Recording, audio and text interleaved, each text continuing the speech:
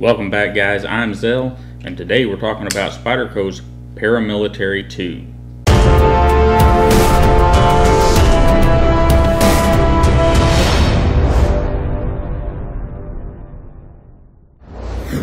So here she is, my Spyderco Para Military 2. And guys, it's one of my love-hate relationship knives, and we'll get into that here in a minute. But just to start, the fit and finish here is fabulous. I mean, it is truly a gem on that front. We've got torque screw construction. Now, I do have some fuss with Spyderco and how tight they put these screws in, and I'm going to have to call Spyderco and have them send me one. But they do such a good job with the fit and finish that I'm not going to ding them on that. You know, they have our Spyderco pocket clip, similar design to all of the stamped Spyderco pocket clips, and tip up, tip down, left or right hand. You know, it's all there. We have a tubed lanyard hole, G10 scales, and the G10 is nice and grippy, but it's not so grippy that it tears up your pockets. It's one of those things where they just did it right. As you can see there, the blade is perfectly centered, and the weight on this thing is kind of incredible for what you're getting. It's just under 4 ounces, and whenever you got this guy open, you got an 8.4 inch long knife. And that brings us to one of the what the hecks, but it's one that can be explained. Whenever you look at a Para Military 2, it looks like it's handle heavy, and it is. Get our ruler out here and we'll look at that real quick. We know we have 3.4 inches of blade, and we have 4 3/4 inches of handle. And yeah, it looks out of place. It looks a little weird, but it's one of those things that Spyderco has thought about and figured out. You put this knife in your hand and everything just fits, whether you're here or whether you're choked up on it. Here, it really doesn't matter. There's the perfect place to get your hand on the knife and just about any grip. It's just one of those things Spyderco does really, really well. And yeah, it looks a little odd, but that's okay in this case.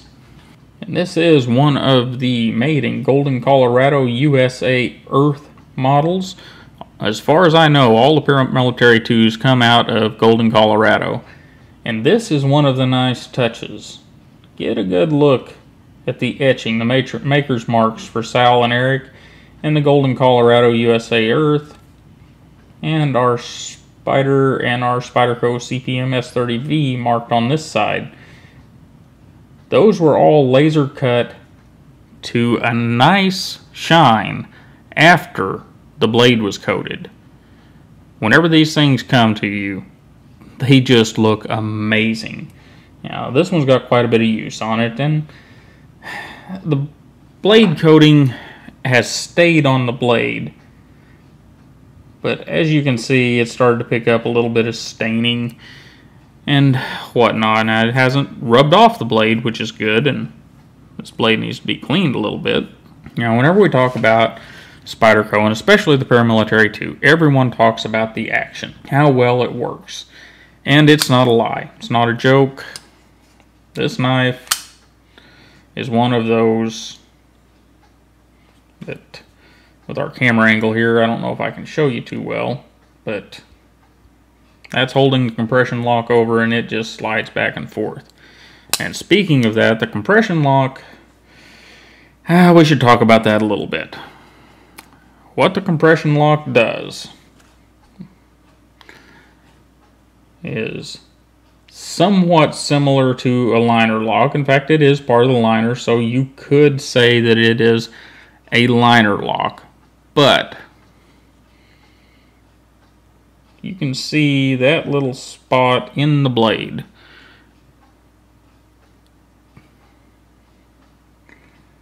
That little notch in the tang of the blade is where that lock is going to go in. And now the compression lock is slid over on the little shelf on the blade and holding between your stop pin and the blade, and that little shelf on the blade, making it stronger than your liner lock, stronger in theory than your frame lock. And is it as strong as some of the other locks out there? Probably not, but it's a lock that gives you confidence. There's not anything to worry about whenever this thing is locked up. And it gives the knife the ability to do that. Because whenever you take that fully off of there, take the pressure fully off there, that blade just swings free. However, the compression lock does come with one problem. I can flick the knife out here, lock it up right-handed, everything's beautiful. I swap over to my left hand, knife opens. Now, I get in this situation where I don't have my hand really on the knife. I have to push that thing in with my thumb. And if one of you guys has a better idea on how to do that left-handed, please let me know, because that is my largest gripe. It is my #1 gripe with the compression lock. I'm not a person that uses a knife with just my right hand. And it really annoys me whenever there's not a reasonable way to use a knife with my left hand, because I'm going to. It's just a natural thing. I'm going to have the knife in my left hand, and I need to have a way to open and close it with my left hand that is safe. And the problem with this is we've got fingers curled around the pocket clip.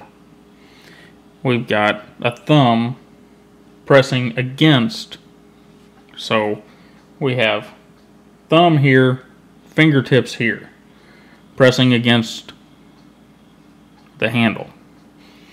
And that gives us plenty of grip whenever our index finger drops that blade, or takes the pressure off the compression lock and drops the blade.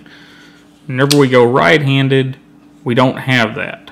We've got to hold our pressure with our fingers here, and then we have our thumb on the compression lock. And that, it works, but it doesn't inspire confidence.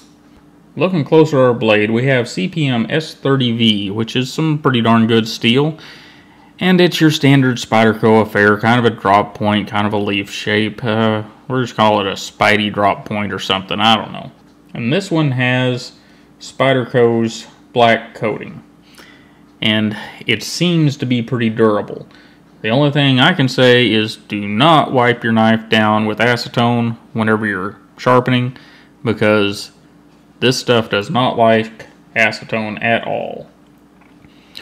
And it doesn't really discolor, it gets lighter, it gets more gray than it does black.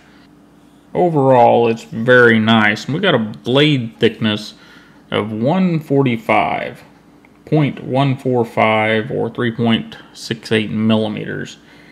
And you would think that would translate into a nice thick tip. Well, it doesn't. Not at all. That little tip there is super thin and prone to breakage. Now, it's not prone to breakage like, say, a Kershaw leak, but it's more prone to breakage than a hard-use knife should be.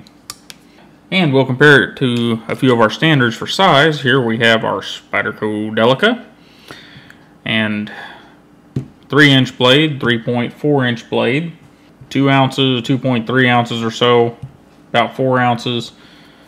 Our Spyderco Endura, which is about the same size. The Endura, I think, is like 3 ounces, so it's a lot lighter, but it's nowhere near the heavy-duty knife, nowhere near the action.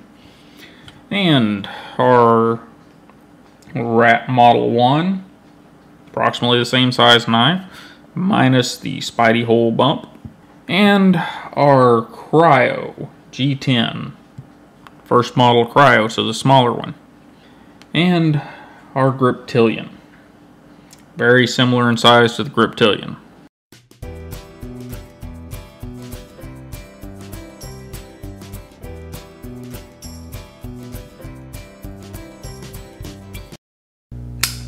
So what do you think about Spyderco's Paramilitary 2? For me, this is darn near the perfect hard use EDC knives. Now, as we talked about, there's a couple of little problems with it. One of them I don't know how Spyderco could overcome. The other one they could fix for us. One major problem for me is how thin this blade tip gets. For a hard use knife, and that's what Spyderco advertises this thing as, that tip needs to be somehow a little thicker.